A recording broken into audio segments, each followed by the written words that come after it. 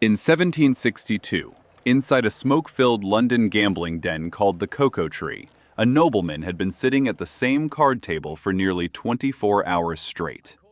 Fortunes changed hands that night.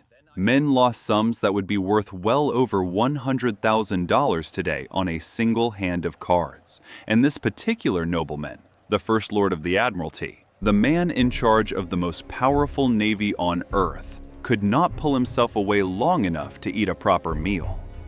So when hunger caught up with him, he did not leave the table.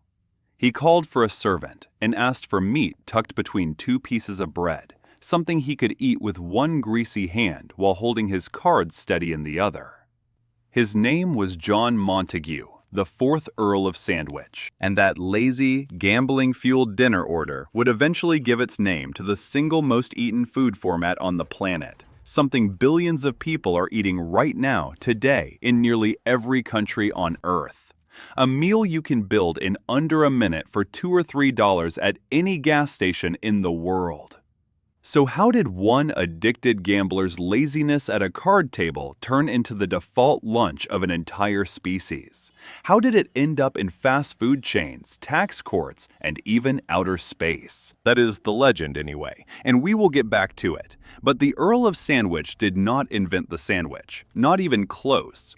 This story does not start in a London gambling house. It starts almost 10,000 years earlier in the Fertile Crescent, in the exact moment humans first learned to grow their own bread. The Fertile Crescent is a stretch of land shaped roughly like a crescent moon, curving through what is now Iraq, Syria, Turkey, and Jordan. Around 10,000 years before the present, small communities living along the Tigris and Euphrates rivers began doing something no one on Earth had ever done before. They were not simply gathering wild grasses and grinding the seeds into paste the way their ancestors had for tens of thousands of years. They were planting them, on purpose, in the same patch of ground, season after season, quietly favoring the plants with the fattest, easiest to harvest seeds and letting the scrawny ones die out. They did not know the word genetics. They were doing it anyway. Here is the detail that makes this even stranger. For years, archaeologists assumed that bread itself was a product of that agricultural revolution, something farmers invented once they had fields of wheat to work with. Then, in a stretch of desert in northeastern Jordan called the Black Desert, researchers found something that upended that timeline entirely. At a site known as Shubaika 1, they uncovered charred crumbs in ancient fireplaces, the remains of a flatbread baked by hunter-gatherers roughly 14,400 years ago. Not farmers, hunter-gatherers. People who had not yet domesticated a single crop were already grinding wild wheat and barley into flour, mixing it with water, and baking it on hot stones, at least 4,000 years before agriculture existed anywhere on the planet. Think about that for a second. Some researchers now believe it may have worked the other way around entirely, that the sheer effort of turning wild grass into bread is what pushed people toward planting their own grain in the first place. Bread did not follow farming. Bread may have caused it. Once wheat cultivation did take hold across Mesopotamia and Egypt, bread stopped being just a food and became something closer to an economy. In ancient Egypt, bread and beer made from the same ground grain functioned as a form of wages. Workers who built the pyramids at Giza were not slaves, as popular imagination once assumed, but paid laborers, and a meaningful part of that pay came in the form of daily bread rations, distributed by the thousands of loaves across a single work crew each day. Grain itself was taxed, stored in state-run granaries, and rationed out during famine years by royal decree, which meant that whoever controlled the wheat supply controlled quite literally who ate and who did not. This is worth pausing on. Some of the very first bureaucracies on Earth, the first tax systems, the first centralized food storage networks grew up around grain and bread. Not gold, not silver, bread. And once you have flatbread, you have, almost by accident, a container. Fold it, top it, wrap something inside it, and you have created a tool for eating that requires no plate, no bowl, no utensils at all. Across the ancient Near East, laborers, shepherds, and soldiers on the move used flatbread exactly this way, folding cheese, dates, or scraps of meat inside a piece of dough baked that morning. Roman legions marched on much the same principle centuries later. Roman soldiers carried hardtack and flatbread as standard field rations, eaten alongside whatever cured meat or cheese they could carry, because bread did not spoil quickly and required no cooking equipment on the march. Here is an etymology aside worth sitting with. The Latin phrase for a close friend or associate was cum panis, literally with bread, and it is the root of the modern English word companion. At the most basic linguistic level, a companion is simply someone you share bread with. No one wrote any of this down as an invention because nobody thought it needed inventing. It was just how you ate when you did not have time to sit down. This was not a delicacy. It was survival logistics. Food built for people who could not stop moving. That instinct, bread as a portable container for something more substantial, shows up again and again across the ancient world, and one of the clearest early records of it comes from Jewish tradition. According to accounts written down centuries later in the Mishnah, the first-century sage Hillel the Elder used to take unleavened matzah, bitter herbs, and roasted lamb from the Passover offering and eat them pressed together between the bread, fulfilling a biblical instruction to eat the sacrifice with matzah and bitter herbs in a single mouthful. That combination survives today in the Passover Seder as a ritual called korek, sometimes referred to informally as the Hillel Sandwich.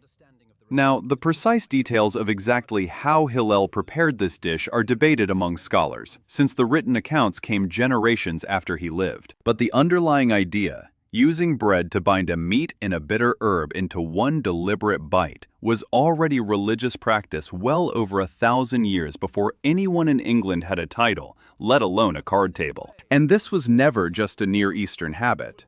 Halfway around the ancient world, and largely without any contact between these cultures, the same basic idea kept getting reinvented from scratch. In South Asia, flatbreads such as roti and chapati were used for millennia to scoop and wrap lentils, vegetables, and meat, eaten entirely by hand. Across parts of West Africa, thick porridges and flatbreads served the same wrapping function around stews and grilled meat. In Mesoamerica, long before any European ship crossed the Atlantic, the tortilla, made from ground maize rather than wheat, was already being folded around beans and meat by the Maya and later the Aztec. None of these cultures were talking to one another. None of them had access to the same crops, climates, or trade routes. And yet they landed, independently, on the exact same basic solution to the exact same basic problem. That the easiest way to eat portable food without a plate is to make the plate out of something you can eat too. Pay attention to this next detail because it explains everything that follows. The sandwich, in other words, is not really one invention. It is the same idea discovered again and again anywhere humans grew grain and needed to eat with their hands while working. Meanwhile, across medieval Europe, a very different kind of bread-based eating tool was taking shape, and it had nothing to do with religion or convenience. It had to do with poverty and plates. In medieval households, stale, days-old loaves of coarse bread called trenchers were used as edible dinner plates. A servant would slice a thick, flat piece of old bread, set it on the table, and pile meat, stew, or sauce directly on top of it. The bread soaked up the juices through the meal. Afterward, the sodden, grease-stained trencher itself was often given to servants, to the poor waiting at the gate, or to the dogs under the table. This makes more sense once you remember that for most of European history, eating with a fork was considered strange, foreign, and faintly ridiculous. The fork did not become common at English tables until well into the 17th century, and even then it was treated with suspicion by many as an unnecessary and effeminate French affectation. Which means for centuries, hands were the primary eating utensil across every level of English society, aristocrats included. And food that could be picked up, bread and meat folded together being the obvious example, was not some clever new format. It was simply how everyone had always eaten. Nobody involved in this arrangement thought of it as an early sandwich. It was tableware. But it reveals something important. that for most of human history in most of the world, ordinary people were already used to the idea that bread and food could be combined into a single, portable, plate-free package. English farm laborers, shepherds, and traveling merchants regularly carried bread and cheese, or bread and cold meat, wrapped in cloth for a midday meal in the field. This was not a novelty. This was simply lunch, for people who did not have time or money for anything more elaborate. So if flatbread wraps, edible trenchers, and bread and meat field lunches had existed for thousands of years before the 18th century, why does an English aristocrat get his name on the whole category? This is where the story takes a turn nobody expects, because the honest answer has almost nothing to do with food and almost everything to do with reputation, class, and a very particular kind of London nightlife. John Montagu was born in 1718, inherited the title of the 4th Earl of Sandwich as a teenager, and went on to hold some of the most powerful offices in the British government, including 3 separate terms as First Lord of the Admiralty, the political head of the Royal Navy. He was also, by most contemporary accounts, deeply enmeshed in the gambling culture of 18th century London high society, a world of private clubs where members of the aristocracy could lose the equivalent of a small fortune over a single night of cards.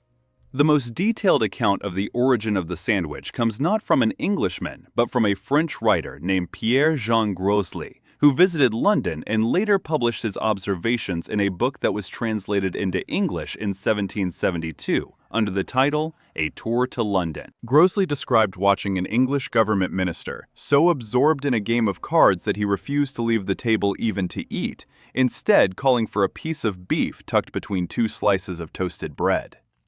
Grosley did not actually name the minister in his account. It was the London gossip mill, quick to enjoy a joke at a known gambler's expense, that attached the story to the Earl of Sandwich, and by the time other diners at fashionable clubs started ordering the same as sandwich, the name had already stuck for good. Sandwich's reputation, it is worth saying, was not exactly spotless before the food ever entered the picture. He had been a member of the Hellfire Club, a secretive society of English aristocrats notorious for masquerades, heavy drinking, and mock religious rituals staged for shock value as much as devotion. In 1763, he turned on a former friend and fellow club member, the radical politician John Wilkes, leading the political prosecution that eventually had Wilkes expelled from Parliament.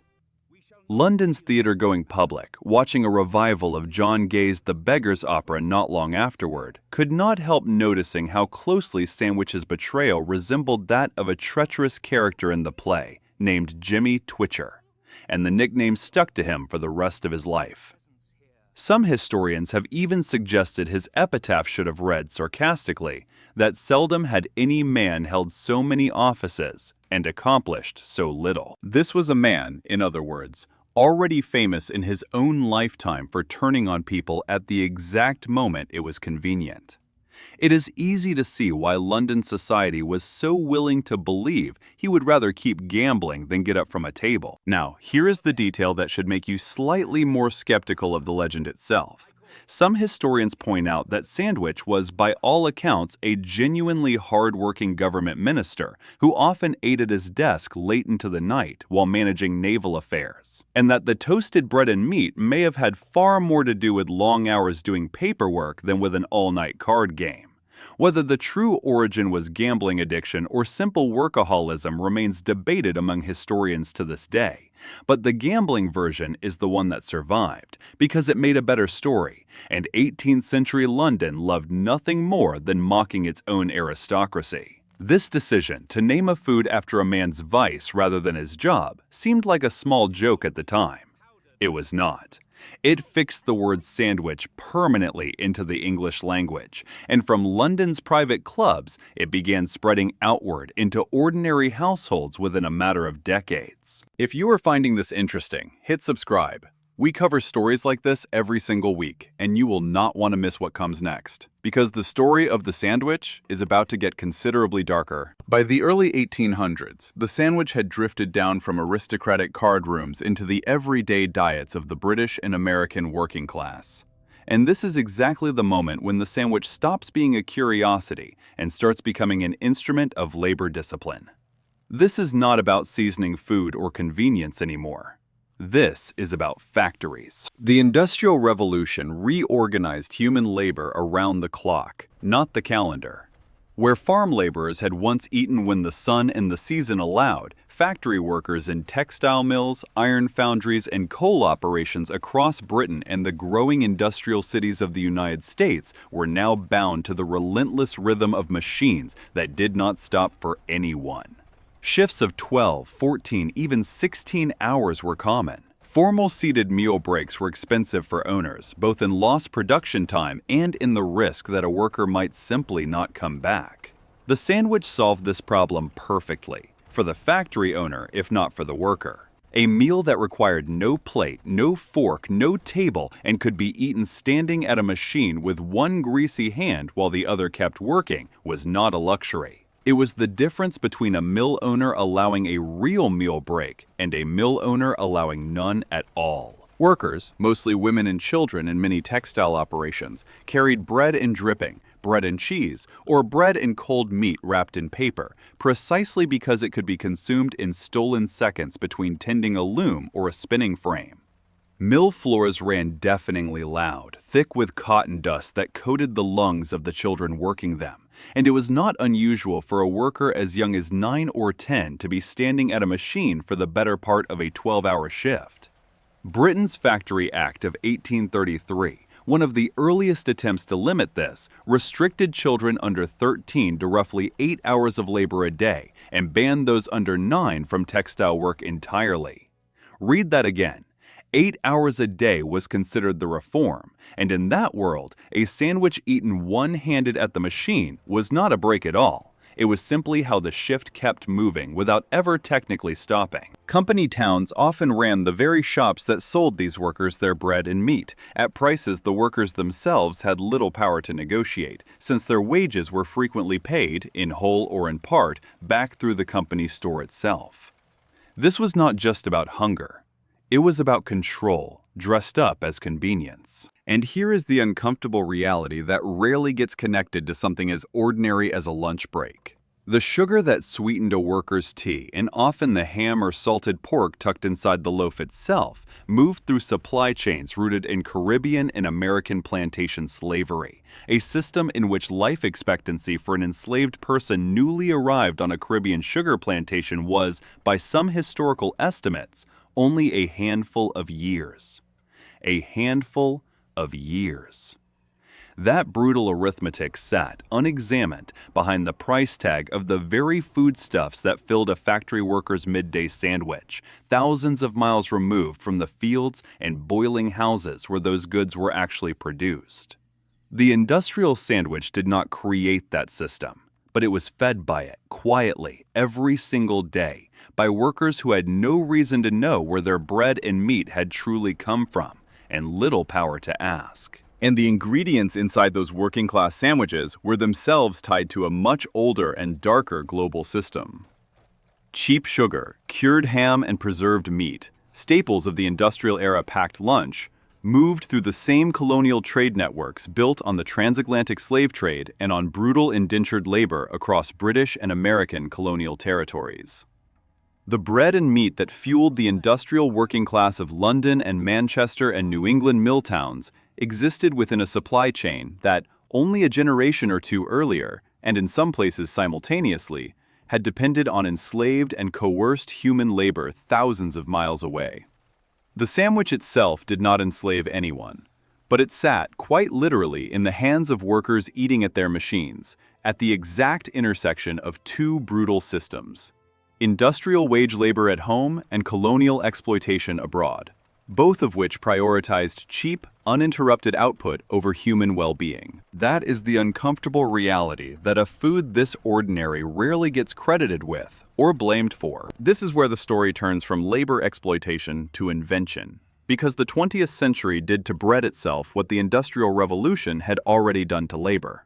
It mechanized it, standardized it, and made it universally cheap. For thousands of years, if a household wanted sliced bread, someone in that household picked up a knife and sliced it themselves, and bakers actively resisted the idea of doing this work for them, believing pre-sliced loaves would go stale too quickly and that customers would never trust bread they had not cut with their own hands. An Iowa-born self-taught jeweler-turned-inventor named Otto Rohwedder disagreed. Rohwedder spent roughly 16 years developing an automatic bread slicing machine, an obsession that survived a catastrophic factory fire in 1917 that destroyed his prototype and blueprints entirely. He rebuilt the design from scratch. On July 7, 1928, which happened to be his 48th birthday, a small bakery called the Chillicothe Baking Company in Chillicothe, Missouri, became the first bakery in the world to sell pre-sliced loaves to the public. The reaction was immediate. Bread sales at that single bakery reportedly rose by roughly 2,000% within the first 2 weeks. 2,000%. By 1930, the Continental Baking Company had launched Wonder Bread as a national slice bread brand, and by 1933, an estimated 80% of all bread sold in the United States was pre-sliced. Here is the detail that should make you laugh.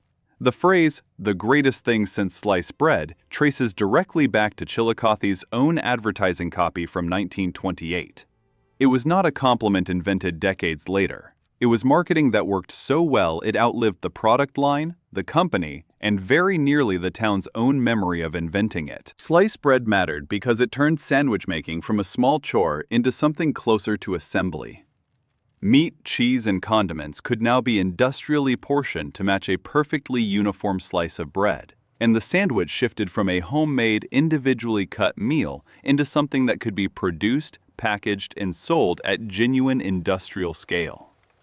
That shift proved so essential to American life that during the Second World War, when the United States government temporarily banned pre-sliced bread in January of 1943, in an effort to conserve steel used in slicing machine blades and wax paper used in wrapping, the public backlash was immediate and furious. Housewives wrote letters of protest to newspapers. The ban lasted only 47 days before the government reversed it entirely. Americans, it turned out, had grown so dependent on sliced bread in less than 15 years that going back to a bread knife felt, to an entire nation at war, like an actual hardship. From there, the sandwich only accelerated. Refrigeration extended the life of cold cuts. Canned preserved meats like Spam, developed by Hormel in the 1930s, gave soldiers in the Second World War a shelf-stable protein that could be sliced straight onto bread in any climate, on any continent, with no cooking required. Quick-service restaurant chains built entire business models around the sandwich format precisely because it was fast to make, cheap to standardize, and required minimal kitchen equipment compared to a plated meal. A 17-year-old named Fred DeLuca opened a small submarine sandwich shop in Bridgeport, Connecticut in 1965, hoping to earn enough money to pay for medical school. He never became a doctor. Instead, the company he built, Subway, grew into one of the largest restaurant chains on the planet, with close to 37,000 locations across more than 100 countries, serving an estimated 2.6 billion sandwiches every single year. Not bad for a food format whose most famous origin story is a man who is too busy losing money at cards to eat properly. Consider the sheer scale of it. In the United States alone, surveys of consumer eating habits have repeatedly estimated that people eat somewhere in the range of 300 million sandwiches every single day, a number that happens to land almost exactly at one sandwich for every person in the country, every day, without fail. Across the Atlantic, industry estimates put annual sandwich consumption in the United Kingdom at somewhere around 12 billion a year. 12 billion. Not bad for a food that started as an English aristocrat's excuse not to leave a card game. The sandwich also worked its way into the culture itself, not just the diet. In 1930, a cartoonist named Chick Young launched a newspaper comic strip called Blondie, and within a few years, its hapless husband character, Dagwood Bumstead, was regularly drawn raiding the refrigerator late at night to build towering, absurd, multi-layered sandwiches stacked with whatever cold cuts, cheese, and leftovers he could find. The gag became so recognizable during the Great Depression and the Second World War that the term Dagwood sandwich entered Webster's New World Dictionary as a genuine English word, describing any sandwich piled comically impractically high. A fictional bumbling husband drawn in newsprint ink had, without any of it being planned, become shorthand for excess itself. All because of a food a distracted English aristocrat had ordered nearly 2 centuries earlier without a second thought. And the sandwich's colonial roots did not stay buried in the 18th and 19th centuries either. In Vietnam, French colonial rule during the 19th and early 20th centuries introduced the baguette to Saigon and Hanoi, and Vietnamese cooks, working with an occupying power's bread, began filling it with pickled vegetables, cilantro, chili, and pork or pâté, creating what became known as banh mi.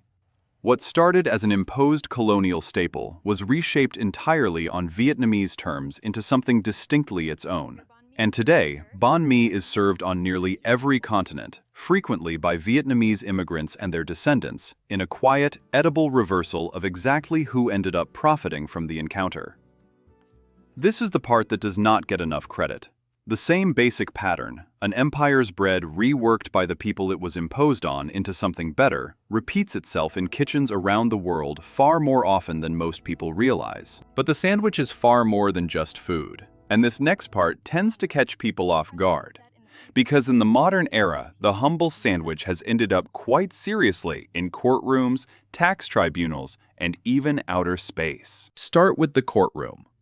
In 2006, a Massachusetts bakery cafe chain called Panera Bread sued a shopping center in Shrewsbury for allowing a Qdoba Mexican grill to open nearby, arguing that Panera's lease contained an exclusivity clause preventing any other restaurant generating more than 10% of its sales from sandwiches from operating in the same plaza.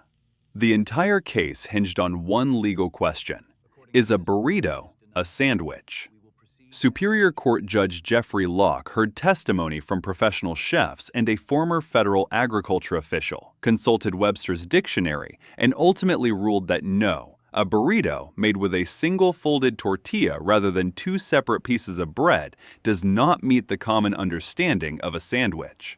Panera lost, Qdoba opened, and American contract law now contains, on the record, a formal judicial opinion on what legally counts as a sandwich. Ireland went even further. In 2020, the Irish Supreme Court ruled on a tax dispute brought by Bookfinders Limited, a Subway franchisee, seeking a refund on the grounds that its bread, as a staple food, should be exempt from value-added tax under Ireland's Value-Added Tax Act of 1972. That law defines legal bread as containing no more sugar than 2% of the weight of the flour used in the dough. Subway's rolls, the court found, contained roughly 10% sugar by weight of flour, nearly 5 times the legal limit. The 5-judge panel ruled unanimously that Subway's bread was too sugary to legally qualify as bread at all, and was instead a confectionery or fancy baked good for tax purposes. Subway pushed back publicly, insisting its bread was, in its own words, of course bread. The Irish Supreme Court disagreed. Somewhere in Dublin, a national court spent real time and real legal reasoning determining that a Subway sandwich is not, technically, made of bread. And then there is outer space. On March 23, 1965, astronauts Gus Grissom and John Young launched aboard Gemini 3, the first American spaceflight to carry 2 crew members. Before liftoff, fellow astronaut Wally Schirra had helped smuggle a corned beef sandwich from a Cocoa Beach restaurant called Wolfie's into Young's spacesuit pocket. About an hour and 45 minutes into the flight, Young pulled it out. "Corned beef sandwich," he told Grissom. "I brought it with me. Let's see how it tastes. Smells, doesn't it?" Grissom took a bite, but the rye bread immediately began crumbling apart in zero gravity, with loose crumbs drifting through the cabin, a genuine hazard in a spacecraft full of exposed switches and electrical circuitry. The astronauts quickly stuffed the sandwich back into a pocket and continued the mission without further incident. On the ground, however, the reaction was not so relaxed. The United States House of Representatives Committee on Appropriations opened a formal review, and one member of Congress publicly branded it a $30 million sandwich, citing the cost of the Gemini program and the safety risk the crumbs represented. NASA's administrator was called to testify. The result was permanent. Astronaut food has been dehydrated, freeze-dried, or specifically engineered to minimize crumbs ever since, all because two astronauts wanted to eat lunch the same way humans have been eating lunch for roughly 14,000 years, bread in one hand, filling folded inside. It was there, at the very dawn of agriculture, baked by hunter-gatherers who had not yet planted a single seed. It was there, independently, in South Asia, in West Africa, in Mesoamerica, invented over and over by people who never once spoke to each other. It was there, in a religious ritual performed by a first-century sage, centuries before England had a name for it. It was there, on stale trenchers at medieval dinner tables, and in the field lunches of shepherds and laborers who never once thought they were doing anything remarkable. It was there, in a London gambling den, attached almost by accident to the name of a treacherous, gossiped-about aristocrat who may have been more addicted to his job than to his cards. It was there, in the hands of exhausted factory workers who had no time to sit down, and in the ingredients of a colonial trade system built on human suffering thousands of miles from the machines those workers tended. That same colonial pattern echoed forward into Vietnamese kitchens, turning a colonizer's baguette into banh mi. It was there in a small Missouri bakery on a Saturday morning in 1928, and in the wartime letters of furious Americans defending their right to a pre-sliced loaf. It was there in courtrooms deciding what a burrito legally is, in an Irish tax ruling deciding what bread legally is not, and in a spacecraft 200 kilometers above the Earth, crumbling apart in zero gravity, while Congress prepared to ask why. And it is there right now, in your kitchen, in a lunch bag, in a gas station cooler, built in under a minute, for $2 or $3, by someone who has almost certainly never heard of John Montagu, the 4th Earl of Sandwich, and does not need to. 10,000 years of agriculture, empire, slavery, industry, and lawsuits, and it all comes down to this: two pieces of something, one thing folded inside. Not bad, honestly, for a food whose most famous origin story is a man who could not be bothered to put down his cards. If any part of this surprised you, I would genuinely like to know which one. So do me a favor and leave a comment down below. Hit subscribe if you have not already, and I will see you in the next one.